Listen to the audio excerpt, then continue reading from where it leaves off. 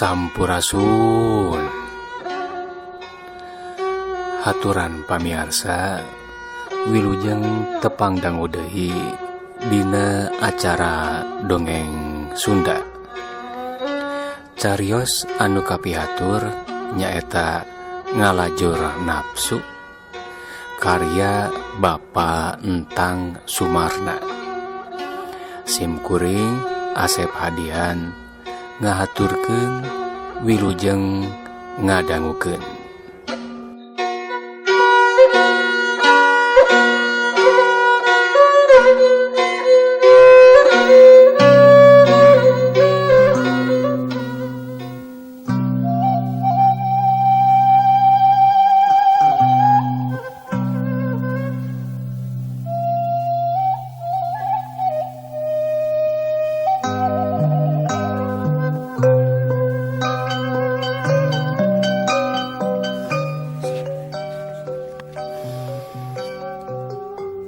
Narima surat kitu teh atuh kacida be manehna atohna geus kacipta kabayangkeun manehna bakal bisa babarengan di kota malah nu diharepkeun teh lain bae jelemana tapi pamerekna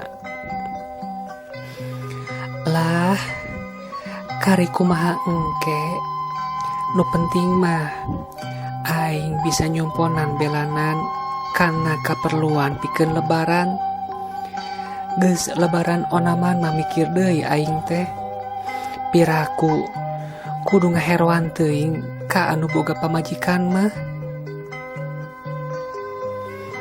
ninggang dina poe isukna manehna teu ieuh nyaritana naon ka indungna mah isuk-isuk ukur bebeja teh kieu Ma abdi moal tiasa ngiring deui icalan margi aya kaperyogian sareng Cirosni ngajakan kadayeuh bade balanja dasar ma ari anu tos gadua artos mageningan ti ayeuna ge ih menitos balanja tos puguheun ari raksukan mah ti anggala keneh kitos aya ayeuna mah cenah bade balanja pikueheung bade balanja sagala bejigana mah kopina susuna coklat mantega atuh dasar seueur artos nanya mah keun be abdi masugan aya buruhna dina hasil nganteur teh nya mah cenah bisa bae dageus badami jeung Nyi Rosni yen kudu kitu cenah nyaritakeunna lamun ka indungna mah kutan teh nya syukur be atuh peupeuriheun urang keun aya nu boga mah meureun nu maju tina usahana urang teh kudu milu atoh teu kudu kabita teu kudu panas hate deui urang mah nya anaking sakieu ge geus untung urang mah teu porot dahar henteu kana hese tina barang pake atuh perkara rek lebaran mah nya eta mah lain bae nu kukituna nu sakadar keur sukan-sukan di pikiranna teh tapi yeuh anaki leuwih hade deui mah urang mikiran teh pikeun zakat fitrah nu wajibna najan urang teu bisa saperti batur meureun sedekah jeung sabangsana ceuk paribasa mah poya-poya meureun tapi lamun urang bisa zakat fitrah mah geus kawilang kacida untungna sumuhun emak dasar sanes milikna atuh emak kamari teh kapan papasihan ti Den Musna teh dipaparinkeun deui be ka Den Musna duka kumaha eta mah ketang nah ciosna dipaparinkeun ka Cirosni kitu Da eta we geningan dadak-dadak Cerosni teh kalkah loba duitna. Nyakeun teh teuing atuh batur mah ye anaking. Omat mah ye rek nyarek sotenan teh narema pamerena. Sabab mustahil dina mere taya pangharepanana. Ieu komo lain saeutik pisan geuning ngapihargaeunana teh. Ingis ku bisi ari mak mah ye anaking. Daden musna teh boga anak bojo. Kumaha mun katalungtik atawa aya nu nyahoeun tur comel tangtu matak jadi kaributan. Saperti kapan nu ceuk mak kamari ieu dicaritakeun. Eta mah anaking. Jig bae ari rek milu mah ka Nyi Rosni taya halanganana. Ngan lamun Nyi Rosni pareng ngahaja babarengan jeung Den Musna, poma hidup mah masing ati-ati. Bisi kapanggih ku sekeselerna ku pamajikanna meureun jeung Den Musna. Atawa na ku kolotna beh dituna meureun ku dulurna. Teu mustahil lila-lila mah bakal kapanggih meureun ku jinisna. Moal atuh mak, abdi ge ayeuna mah bade ati-ati. Sawios Cerosni mah bade kitu kieu oge. Asal ulah abdi.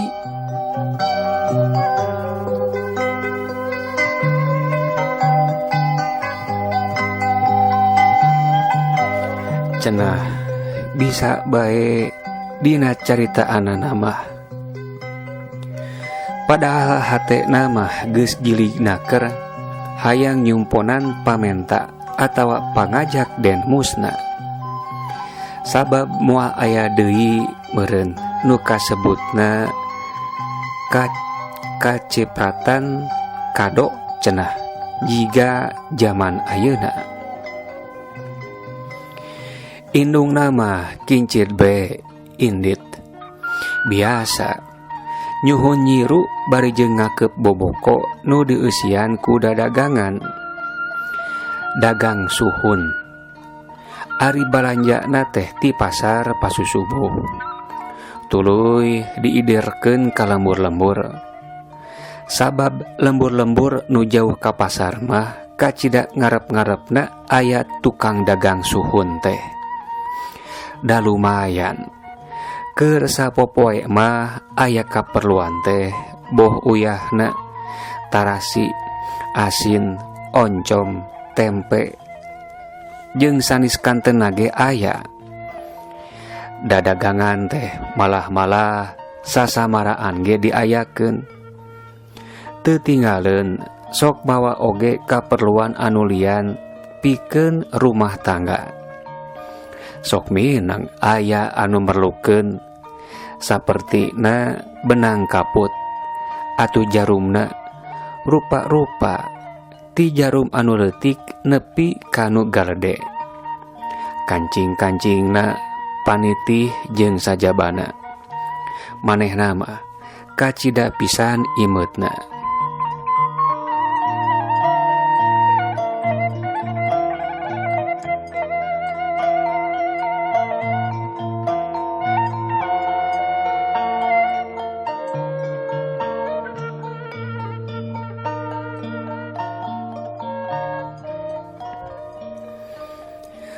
Heuleut sababaraha jam tabuh 8 ge manehna mah kancling deui bae indit. Ari kunci panto biasa sok hiji sewang jeung indungna. Jadi pada boga kunci tara patunggu-tunggu. Sanajan saha bae nu ti heula balik ti panyabaan.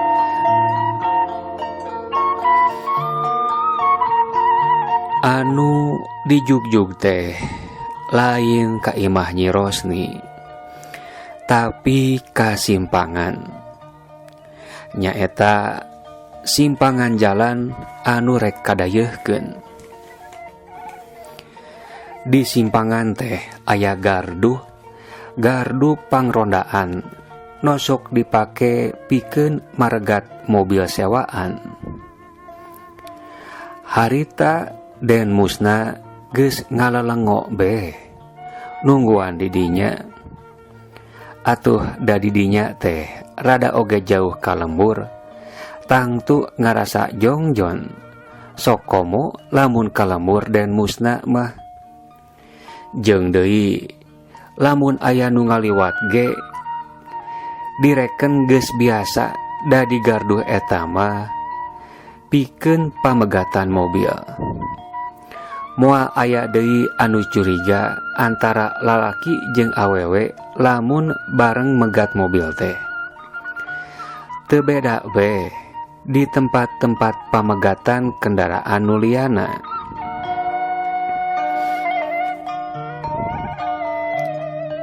Tah ning Emar sareng nyeros nih henteu, tanya na bari ngareret tur tuluy seuri ka Marsina.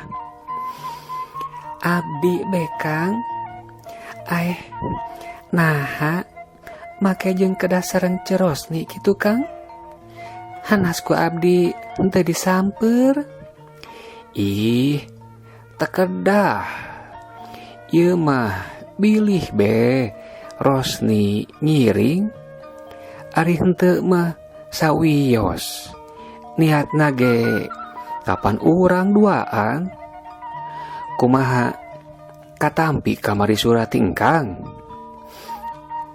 Parantos numawi abdi ayeuna ge ka dieu. Nya nuhun bae atuh Mar.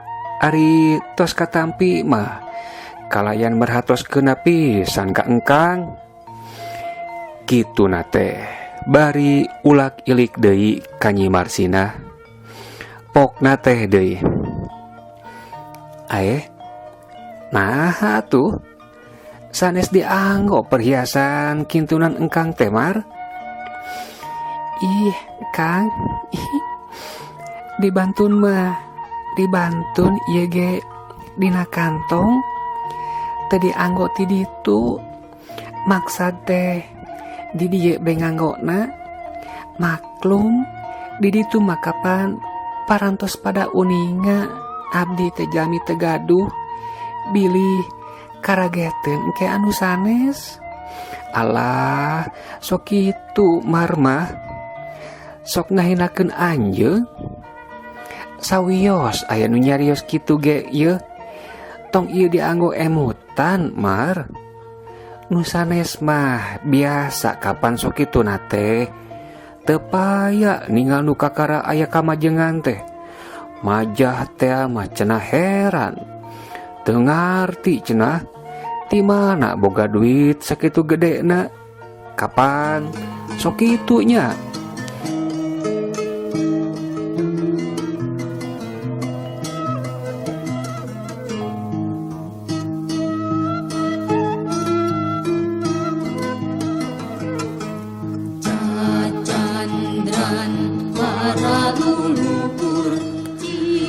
Hanjaka pamiarsa waktosna parantos teu nyekapan deui.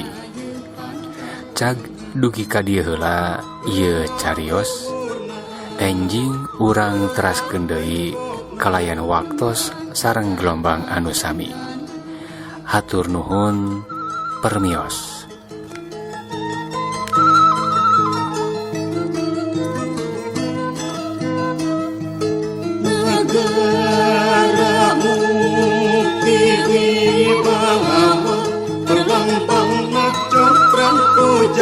Papa